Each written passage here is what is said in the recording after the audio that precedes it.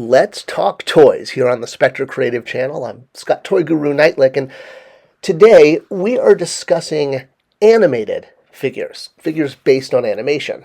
And it's amazing how shows like The Simpsons just almost become a perennial. The same with Batman the Animated Series.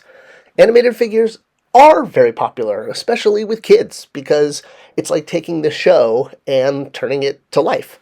But what happens when you can't exactly do that because of design issues? And one really good example is this Robin from the Batman line from Mattel, the Batman show that followed Justice League. Look at those legs, those tiny little legs. Fans really complained that when the action figure came out, it didn't match the model of Robin because he has basically pencils for legs. Obviously, Robin can be made with legs that can make him stand, but the sacrifice is it's no longer stylized like that exact cartoon. And that's one of the things about cartoons, is every single one has its own style. Batman the Animated Series had Robin, and he did not have pencil legs, so it was much easier to keep him on model to look like what's called show-to-shelf relationship. But the Robin from the Batman had to be modified. His legs had to be thickened just a little bit, or at least enough, so the figure would actually stand. If they made a figure, and I know because I was there for the testing of this, with the legs accurate, it just fell right over.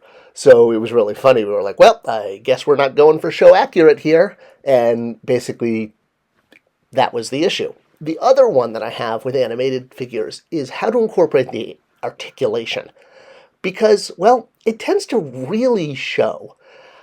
I find with toys that are based on drawings, whether it's CGI or hand-drawn, it's a very when it's a cartoony look, like The Simpsons or Bugs Bunny, putting articulation tends to break up that silhouette. That's the power of animation, is you're supposed to be able to recognize the character just on their silhouette.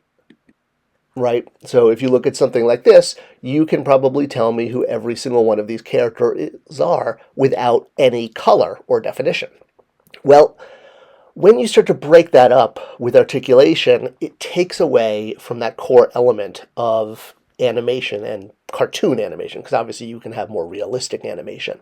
Now, I'm all for giving action figures, swappable heads and swappable hands. I don't see that as an animation break the same way I do with an elbow joint or a wrist, or like a knee joint, if you will, like we would get commonly on something like a highly articulated Marvel Legends figure, right? Now, it seems that we're all more forgiving of joints, and whether they're pinless or not, you still have the joints there, because with a character based on a comic book, we almost expect to be able to pose them in any way we want.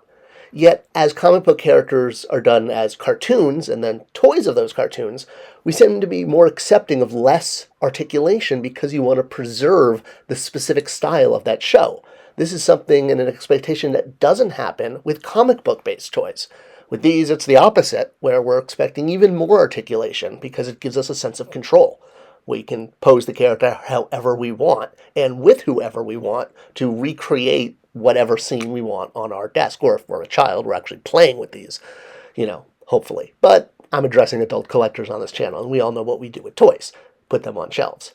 So when you're looking at a comic book rendering versus an animated cartoon, there's this notion with collectors that we're more forgiving with adding articulation and in seeing that articulation. When you start doing that with a cartoony aesthetic, and again, this goes back to Looney Tunes, Mickey Mouse, all the way up to, modern cartoons like Rick and Morty, that all these shows are done, and I'm using comic book shows as an example, because it's a very specific stylized look.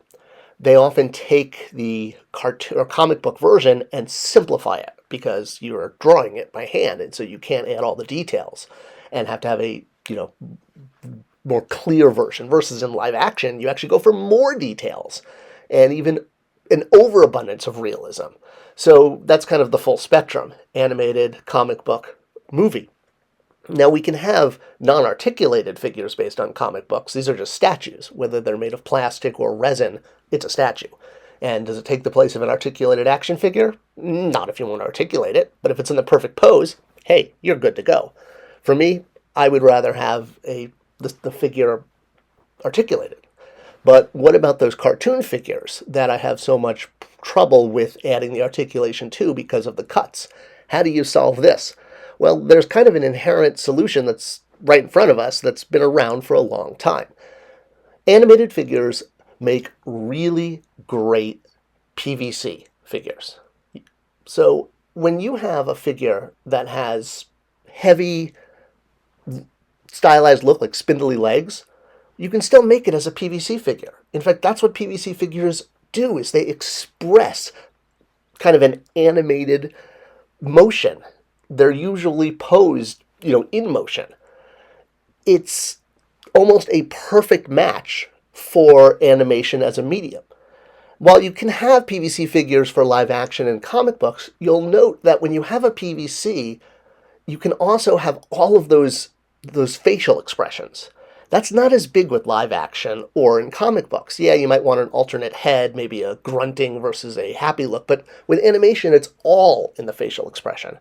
So you could do this really easily with PVC because it's much less expensive to produce. There's no moving parts, no assembly. It's just paint. So they're much, much, much less expensive. Let me know what you think. Do you have kind of the same issue with animated figures, seeing the animation lines and the articulation being a kind of juxtaposition, I guess, as well as the lack of being on style? Do you think PVC is the solution? Let me know in the comments below, and as always, thanks for watching and thanks for sharing. It's the best way to support this channel. I'll see you guys in the next one.